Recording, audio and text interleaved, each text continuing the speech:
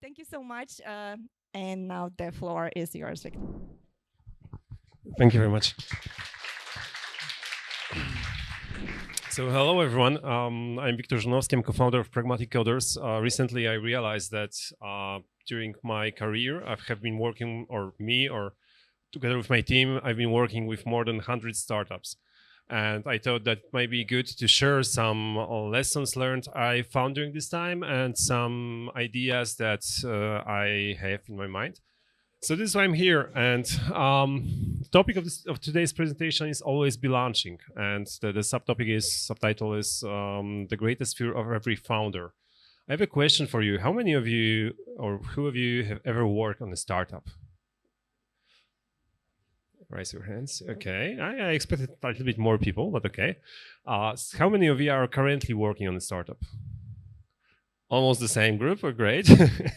It's great. So how many of you, of those who are currently working on a startup, have already launched to production?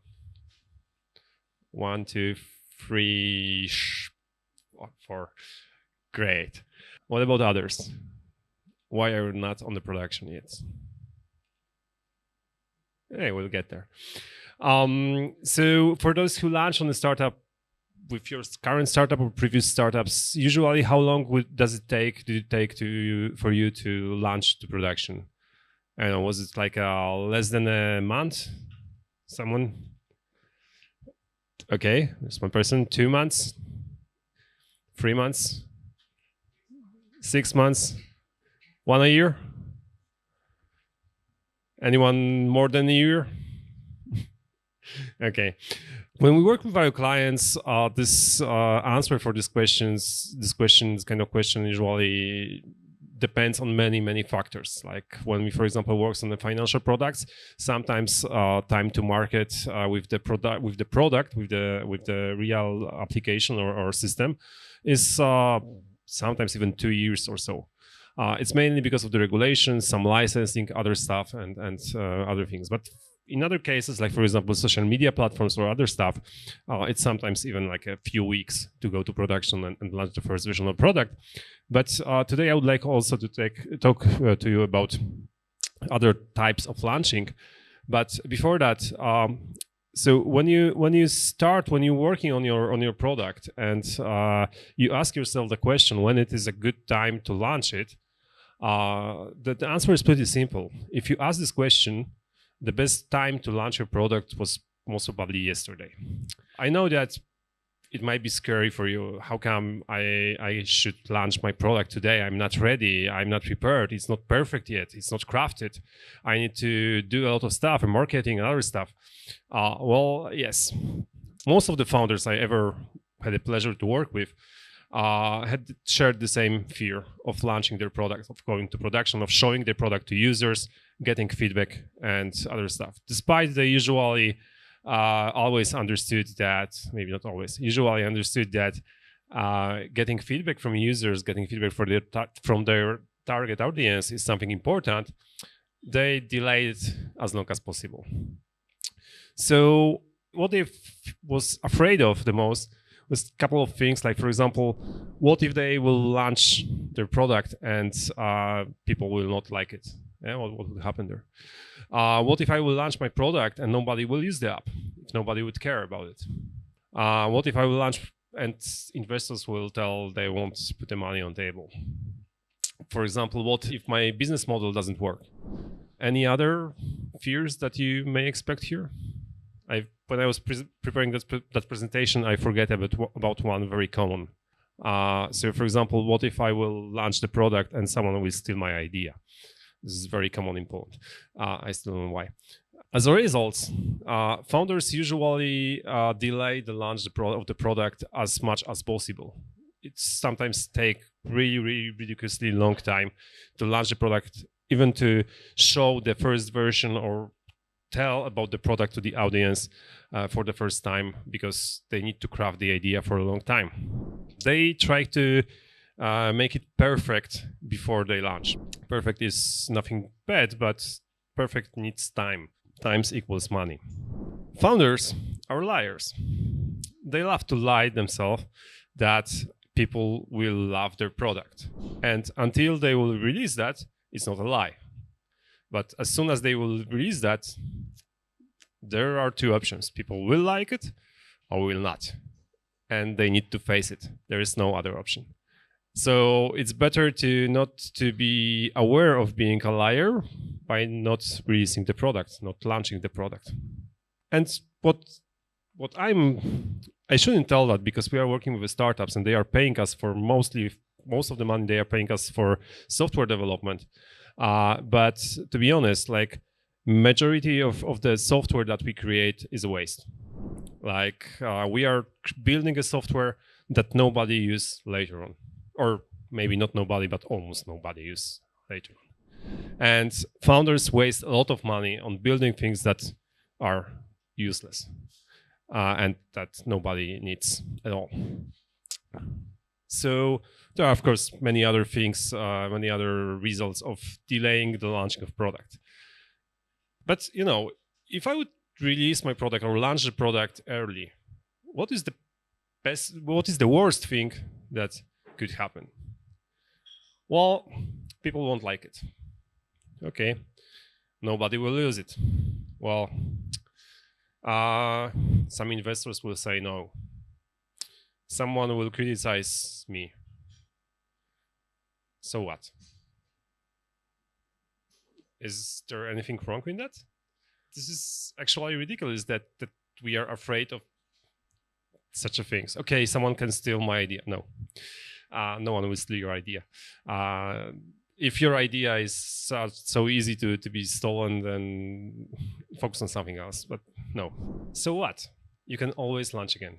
And if you launch again and it will not work, you can launch again.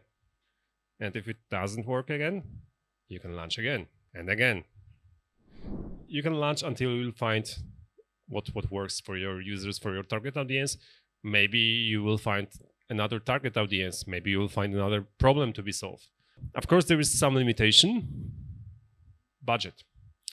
Every time you change your idea, reshape it, go to production, you need to spend some money or time, depending on your approach. The limit is usually in the money. But getting back to what I said before, that founders are mostly wasting money on building software that no one uses, it's much better to not build a software at all and launch the product maybe without the software. Let's talk about it a little bit. What does it mean to launch the production? Like when I'm talking about releasing the product or launching the production, people mostly are thinking about, okay, I need to have at least MVP, minimal viable product for that. Well, to release product, yes. To launch the product, no. You don't need MVP for that. You may have a few other things. There are, of course, few types or few stages of launching a product to production. First one is a silent launch. And many startups do that. And if you are working in a startup, probably some of you, even those who haven't raised the hand, when I asked about if you launched your product, most probably some of you, if not all of you, already did that. So if you want to do a silent launch, what you need is your name, not your name, the name of your startup. You need to have a domain, question mark, maybe. You need to have a landing page. It's good, but there are other options as well. Call to action, some message that you tell to the users what your startup will do, why they should, for example, sign up for waitlist or to the newsletter or pay you in some other way, like spend their time or their personal data on that. So silent launch, pretty easy.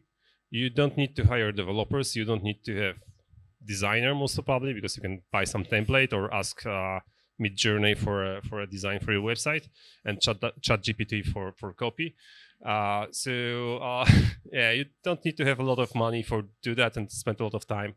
It sounds like 1 or 2 days of work to launch your product for the first time. It would be good if you would have some budget for ads. So you will get some traffic. So you will see if people actually can actually like your product, would like to sign up for a waitlist. And of course, you need some time. Time or money, or time and money. Those are two things that are usually useful, but the budget is not something that needs to be pretty high here. To do that, it's good to perform at least two things. One is competitors analysis, because you may waste time if there is like a bunch of other companies that are doing pretty the same what you are trying to do. And it's good to do some desk research and like homework of prepare your, for example, the copy on the page and other stuff. The second type of lunch is friends and family lunch. It's a little bit more difficult because you need to have a little bit more. First of all, you need to have friends. I know it might be hard. If you don't have friends, you may come like to the events like this one and ask random people if they would like to be your friends, or at least if they would like to test your product. It's good to have a pitch deck or at least some pitch talk or some message that you will craft with time and that you will share with people you are talking to get their feedback and to see how they react on that. But you need to be a little bit skeptic because your friends and your family, they won't be objective. This is something that I often see, that many founders, when they do this kind of launch, they stop there and they start developing the product. And the next launch that I will be talking about is after that, in many cases, it's like a half a year later or a year later. And they are surprised that, okay, why nobody want to use my product? All of my friends wanted to use it. How many of your friends use it? Just a few. Okay. We have a client, I don't want to provide a name, that actually forced his whole company to use the product that he developed. And this is like half of the clients that they have, half of the users. But it's very useful for them. So the next type of launch is demo launch. This is something that requires a little bit more. First of all, you need to have demo version of your product, or at least prototype. Clickable prototype in Figma or some other design tool usually is fair enough for that. You should show it to your friends and family and their friends and family. It's a really good technique, actually. If you ask, for example, you build a medical application and among your friends there is maybe one doctor or someone like this, or there are no doctors, but you have plenty of people in your network who you can ask, okay, how many of you have a doctor in the family? Yeah, and usually they will connect you with them and asking them for feedback, providing, performing some kind of interviews with them. This is something that you can do pretty easily and at very, very low cost. Then you can observe how they use the prototype, how they use demo of your application, and learn from that, of course. And of course, you can interview them. It's good to have some knowledge about UX research, so the interviews won't be biased by you. And from our experience, it's good if the founder is not participating in the interview, and if he or she is not even present during the interview. Of course, for example, when we do the interviews for our clients, we're recording everything, so later on they can review it. They can provide some feedback to improve the process for the next time. But we ask them not to participate in this review because usually the entire process is biased by them. And of course, the problem is that at this stage, you need to have some kind of, at least some kind of designs, if not the first version of the application that is clickable. The next type of launch, it's much harder. It's maybe not harder, but it's more risky, let's say. It's launching to strangers. So first of all, remember the first launch? You need your waitlist that you started on the first launch landing page, silent launch. At this time, there is a chance that there are at least a few people who sign up for a waitlist. It's a good time to reach them out and to talk to them. It's also good to warm them up so they will not forget about you. And there is a chance that later on, when you will release your real product, they will convert because you connected to them. So, of course, you need some budget for ads. If your waitlist is pretty short, you need to spend some money to actually increase that list. And as I said, you contact those people, you do pretty the same as before with your prototype demo version. Those are people who are totally not biased. Those are people who are already shown an interest in your product. So it's worth to talk to them and see what problems they are looking to solve with your products, with your product idea. The next type of launch is launching to communities, like here, as we are sitting here, presenting to this community, or at least I know, using Facebook group, other stuff to show your product, to talk about your product. It's a great way to launch your product, to get the feedback and learn if it's worth to invest your time and money in the next version. So one thing is communities like this, like a startup communities, but the second thing is to being a part of the communities that your customers are a part of. When I was working some time ago on a startup that was blockchain-based startup for licensing of ebooks, long story short, what I did, I was first what I did was I joined like 20 or 30 Facebook groups of people who are interested in book exchange and other stuff, or audiobooks and other stuff. And I asked them if they would use the product. I just simply described it without any landing page. I had like a few sentences description, and I asked them if they would like to be able to, for example, resell their audiobook to someone else. Because right now, when you're buying audiobook, you cannot resell it because you are actually not buying it, but renting.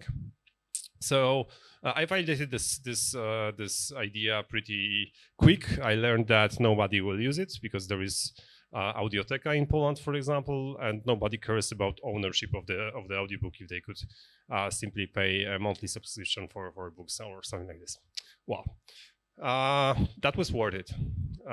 So yeah, when you are building your startup, one is the one community launch that you can perform and you should perform is the communities that gathering the people who are potential users of your startup. The second one is people who are working on the startups, so they have some experience, they can share some knowledge, they can provide you a feedback. Usually they are talking way more than people who are in these communities of your potential users, because they know what you are looking for. So the next thing, another type of launch, and this is something that you can do aside of the previous one, is pre-order or crowdfunding. This is something that is also a great feedback for you, the quantitative feedback that will show you how many people would like to pre-order and actually maybe pay for your product, for your application, and how many people, for example, would like to crowdfund you and support you with building the product that solves their problem or solves problem that other people that they would like to help have. So to do that, you need to have a little bit more invested into marketing, or you need to have this knowledge, or you need to have people on board who have this knowledge. And to actually do that, I would recommend to do this first launches before, so you will at least know that you have a problem solution fit, that there are people who has the problem that your product is going to solve. Yeah, and it's good to have some kind of social proof, and if you will be a part of these communities and they will like the product, then it will be much easier to build the audience for the crowdfunding or pre-order, etc. And then we are actually coming to the point where you really need an MVP. This is the moment that you can launch to the production. You can use your waiting list and actually give those people a real product. I will provide you an examples later on. So you need your MVP, you need your waiting list, you need community. It's good, for example, to build your own community during the time that your MVP will be developed. It's good to build your own community meanwhile. And of course, you will need more money for PR and marketing. And then when you will go, for example, with closed beta to the waiting list attendance, and maybe not for all of them at once, but just, for example, first 100 users or 20 users, then 100, then 1,000, and then you can go public with a public launch of your MVP. And here you will need more money and time for your marketing and PR, which is pretty obvious. This is why most of startups usually at this stage, they are, maybe not most of them, but many startups at this stage are looking for investors. And there is plenty of investors who like to invest in startups at this stage, not on the previous one, because here the risk is much lower than it used to be, but still they could get a lot of, like, investors could get a lot of shares for usually still a small amount of investment. So this is like a sweet point for many VCs. At least those who call themselves early stage VC. And of course, you need to release all the time. You need to be launching all the time. Alpha version, beta version, then production version, and that's not the end. You have to launch your product all the time, change your ideas, test your hypothesis. If you start launching often at the very early stage of your startup, I can guarantee you that you will avoid a lot of problems with quality, for example, later on. You will avoid a lot of problems with speed, with going to market fast, with agility. Like changing the direction. If your competitors do something, you will be able to follow them much quickly. So it's good to build this launching often attitude from the very, very beginning. Okay, so some of the examples I've digged through to the internet and check how some pages of some companies look like in the past and how they look like today. In 2007, as far as I know, Airbnb launched that way. They haven't had any app. They just realized that there was a conference, I forget the name of the conference, in San Francisco. They had this idea. They were also presenting their idea at this conference. I remember it was something about design, product design. So they did a press release that they are trying to connect people who are attending this conference with local people who can rent them a flat or rent them a room. And that way they validated the idea.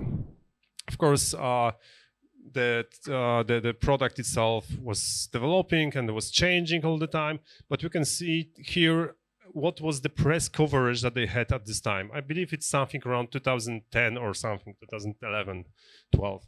So CNN, New York Times, TechCrunch, Newsweek, Wall Street Journal, NBC, and many other companies and portals have been talking about Airbnb already.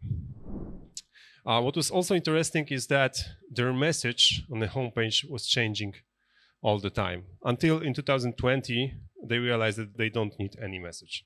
So it's very interesting. And of course, it was called Air, Bed, and Breakfast. So if you don't know what the Airbnb stands for, it's Air, Bed, and Breakfast. Another example is one of our clients, which is called Griffin. This is their first page that was there for almost a year. The greatest revolution in finance is now, Griffin. So that was their first website. That was their second website. So you can sign up for another couple of months. Then that was the third website for another couple of months. But what's important, people were talking about them. And then they released their app, but still it wasn't fully completed. Like, for example, it's like an investment app, so they need to create an AML and KYC process, so that is usually costly to be implemented or costly to be integrated with some providers of this. So there was not download the app, but text me the app. What they did, they do the KYC process manually through the chat and other stuff. Pretty smart. And then they went to production and released the app. What's funny is that they were very popular after this video was published and became viral on the TikTok. What's your $1 million idea for an invention?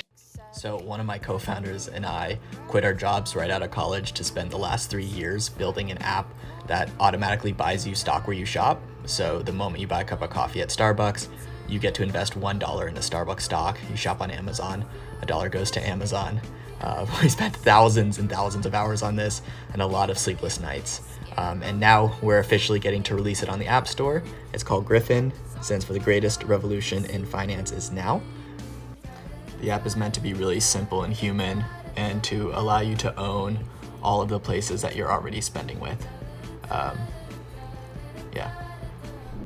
And this is actually not the actual video.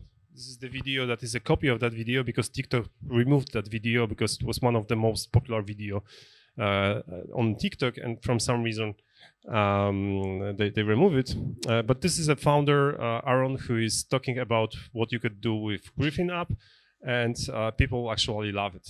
And that was just before they launched the production. They had like 1 million views in a couple of weeks. So, well, it's good to talk about your product publicly. Another example is Uber. Uber was called Uber Cab before, available only in New York. their website sucks. Then they have changed it like this. Mostly it allowed people to sign up and later on to log in and to use the app. That also sucked at the beginning. Right now, I believe the most current version of their website is that they are not looking for customers, but they are looking for drivers because they have so many customers. So that's all of the examples from the outside world that I wanted to share with you. But it's easy to talk about other startups. It's much harder to do things. So when I was invited to speak here like a couple of weeks ago, I had this idea that maybe I will try to start my own startup to share with you my story, a very short story, so no worries. Like almost a year ago, we started something that is called Pragmatic Venture. It's like an internal venture builder mostly for our people. Soon we'll go live with it and invite other people as well to join us. At Pragmatic Coders, we build startups. We invest into building startups. It's walk the talk. Our employees can become a founder, and they have support of our team. We invest some money in their ideas, not in all of them, but only into good ones. So I decided to start my own idea. It's called Helpfolder. It started last Monday, so it's less than 2 weeks old. Idea and what we managed to do and how many times we released. So instead of building a website, because it's time consuming, I've started a Facebook profile. It's that there is no people who actually like it, but I don't care.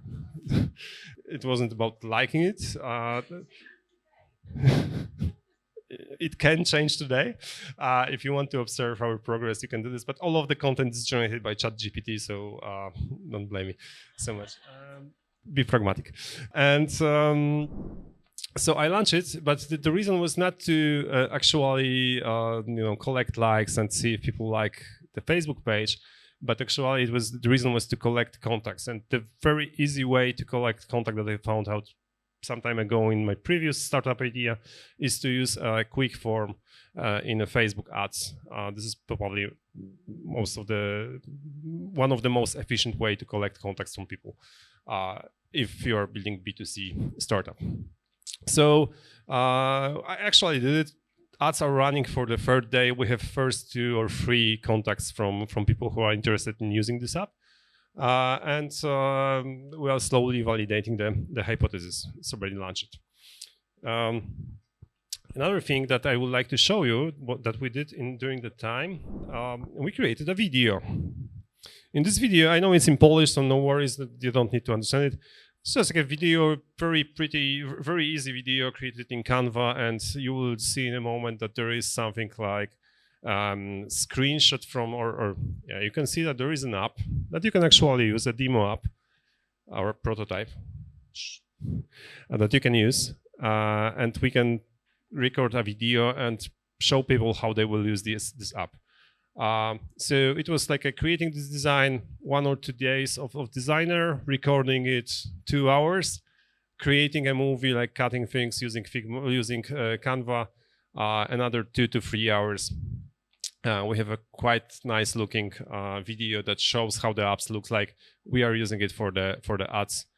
And surprisingly, picture ads works better than video. I don't know why. So maybe we waste some time, but not so many. Okay, so this is what we did. There is another thing that we did during this time. We actually created a prototype of the application, or a demo version, the clickable prototype. Helpfolder is an application that will allow patients to upload their medical documentation, mainly test results, and all of these test results are read by the AI that is categorizing it and put into database in more readable way. And then, of course, we can have draw some charts, see some history, and do many other things like sharing with doctors and other stuff. And this app actually works. Of course, it's in Adalo, but if you will open it on your phone, you will see that it works. When you will upload the file here, you will have to wait for a couple of seconds. I mean, couple like a 60. and your document will be read and the application actually works. And there is like a backend in AI that reads the documentation and is possible to actually use this app. Of course, you can scan this QR code and try to play with this app. And of course, you will break it most of the times, especially if you will upload some pictures of your cat or some other crazy pictures, because it's still a demo version, not the production version. But please, when you will be uploading some real medical data, just be aware that they are not encrypted or anything. So it's just the new one. So I don't want to know in what conditions are you. So actually, that's mostly all what I wanted to share with you, and give you an example that it's not so hard to launch your product very, very early. Even in less than 2 weeks, you can launch a couple of times and start collecting the feedback. In the meanwhile, we had like 6 or 7 interviews with potential clients, potential users of this app. We also had a few interviews with doctors, and we are preparing to give a presentation with this app on some startup conferences in the next month. So that's all. Thank you very much.